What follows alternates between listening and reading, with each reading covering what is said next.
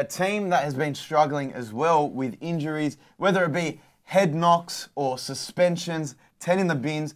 The Roosters are in all sorts. When you say a team's pushing the panic button, it's sacking your halfback. This week, they've upended their whole roster. They've moved Sam Walker to the extended bench. He's not named at 7 this week. They've moved Joey Manu to 5'8". Obviously, they want him to get his hands on the ball more. And you've got Angus Crichton coming back into the squad and Satili Tupanua coming back in. So something needs to give for the Roosters. I think they've been disappointed with the way that they've been playing at the start of the season. They've got one of the most stacked rosters in the NRL. To lose to teams like the Dolphins, lose this week against Cronulla, and I think they could have been the better team. That game could have gone either way. But they've got an aggression problem. They're not playing as a disciplined team. Brendan Smith with lazy penalties. Victor Radley always getting 10 in the bin. Very reckless, always getting head knocks. Is this a solution for him, moving Manu to 5'8"? I think this is a gross overreaction. They're still, like you said, one of the best rosters in the comp. They're just getting troops back now, so give them time to kind of gel, get back to what they were doing last year before. Sam Walker getting benched, jersey number 22, is actually disrespectful. He's a young half, he needs confidence. He hasn't even been playing that badly. I think he's got the most try assists for them.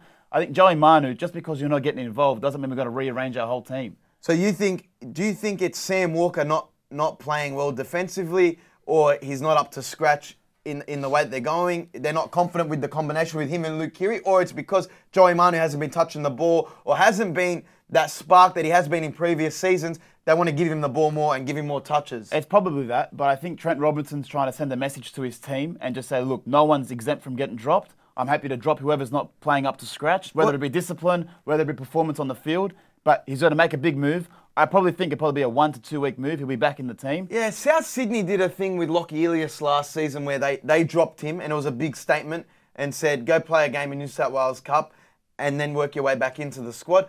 I don't know. I personally like the way Sam Walker plays. He's one of the younger halves in the comp that plays direct to the line. I think it's the wrong move.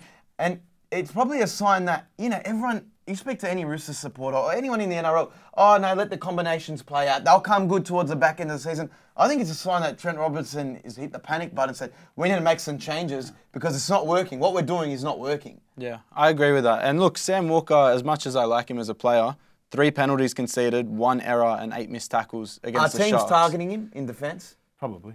But with your 2 starting back rowers out, that halfback becomes a liability defensively. I mean, if I'm in his shoes, I'm thinking this shit's unfair because they're going up against an underwhelming St. George team, getting your 2 starting second rowers back, in Angus Crichton coming back and Tupanua coming back. They're probably going to win 13+. Yeah. Joey Manu's going to look like a superstar. Yeah, and he's just going to have to spend more time in reserve grade because they're going to think that's working. Whereas, you've got to stick solid with your halves. But Trent Robinson won comps. Maybe he knows what the best medicine is for him. Very surprising seeing Angus Crichton back in the side. He played New South Wales Cup last week. I'm assuming he played okay.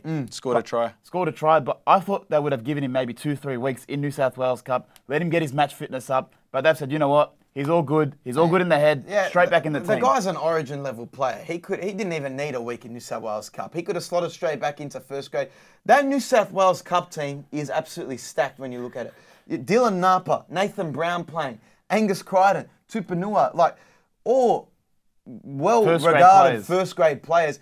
Anyway, it's going to be a big addition for the Roosters team. They've had the Butcher brothers who are doing somewhat of a decent job in the back row there for the Roosters. They're just not as exciting. That's all it is. I don't think Nat Butcher and Egan Butcher can hit a hole as well as Angus Crichton. Yeah, but it also stacks the bench now for the Roosters, who have some solid players now coming off the bench. Still your Connor Watson to come back as well. Now you have Nat Butcher coming in, probably off the bench. Nat Butcher's suspended this week. Yeah. Okay, but Nathan Brown, he's got named, I think, 18th man this week, so he could play this week. That's another big in for the Roosters. And we're not far off round 10 where you're going to see a big influx of good New South Wales Cup players who've probably earned their spot. That weren't in the top 30. So, I don't know. I think it's a bit too early to push the panic button for the Roosters, but obviously Trent Robinson has, and I guess we'll see. I'll be backing him this week against the Dragons. 13+.